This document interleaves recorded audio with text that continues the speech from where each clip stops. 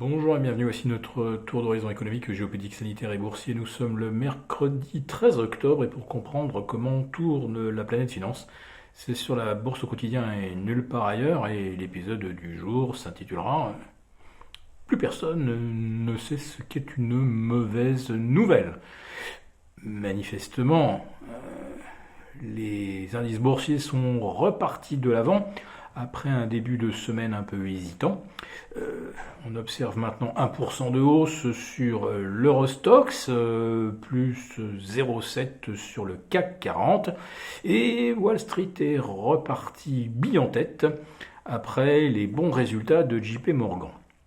Mais ce n'est pas de cela dont je voulais vous entretenir, et le titre est assez évocateur. On ne sait plus ce que c'est qu'une mauvaise nouvelle, puisque ce matin on a découvert une nette contraction de l'activité industrielle en Europe. On est en recul de moins 1,6%, après plus 1,4% au mois de juillet. Et sur un an, la production ralentit de plus 6,2 à plus 5,4%. Alors bien sûr, on nous cite les pénuries. En fait, c'est une thématique qui tourne en boucle depuis le début de l'année. Et comme vous avez pu le constater, ça n'a pas empêché les indices boursiers de gagner 20%. Ces pénuries finissent par avoir des effets inflationnistes. On le constate. Et on en a la confirmation aujourd'hui avec les chiffres de l'inflation aux États-Unis, le CPI, en hausse de 0,4% au mois de septembre. Le rythme annuel s'établit à 5,4%. Et si vous retirez les carburants et l'alimentation, vous êtes encore à 4% d'inflation. Ah oui, mais alors la bonne nouvelle, c'est que par rapport au mois d'août, eh bien, le taux d'inflation hors éléments volatiles se stabilise. Mais se stabilise à plus 4, c'est-à-dire 2 fois la norme recherchée par les banques centrales. Alors on nous dit que l'inflation sera transitoire.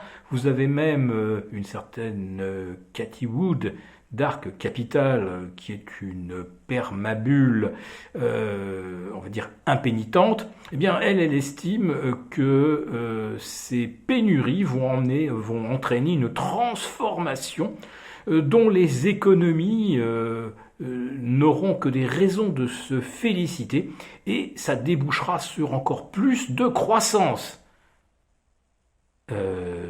Mais avec quelle énergie va-t-on réussir à soutenir cette croissance?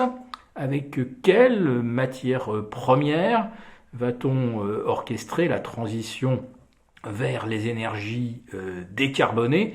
Cela, Cathie Wood n'en dit pas un mot. Pour elle, en fait, il s'agit de faire du stock picking parmi ces licornes qui devraient participer à l'avènement du monde de demain.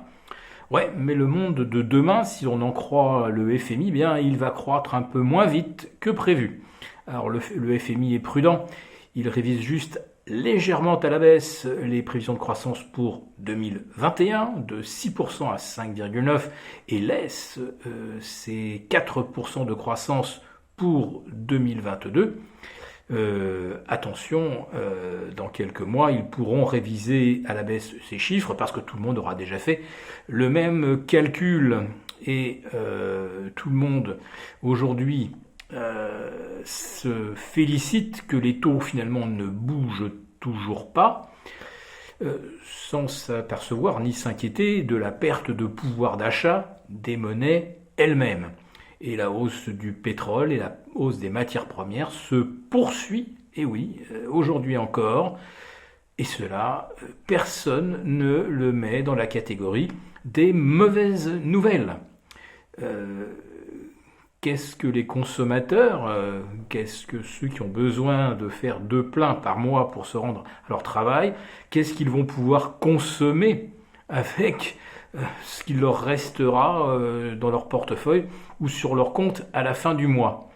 Alors ce scénario où les prix continuent de grimper mais où les gens ne consomment pas parce qu'ils ne le peuvent pas, ça s'appelle tout simplement la stagflation. On coche toutes les cases de ce scénario et pourtant, les marchés ne rebaissent pas. Même la stagflation, ce n'est même pas une mauvaise nouvelle.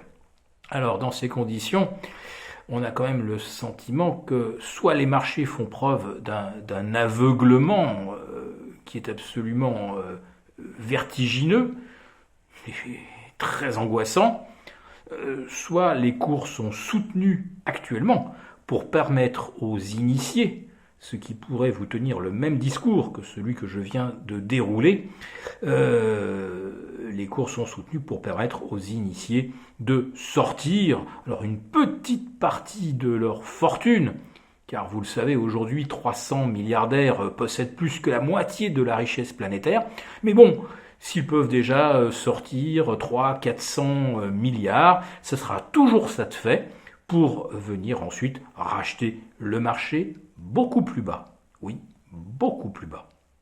Si cette vidéo vous a plu, n'hésitez pas à nous mettre un pouce. On vous retrouve demain pour notre live à partir de 11h30.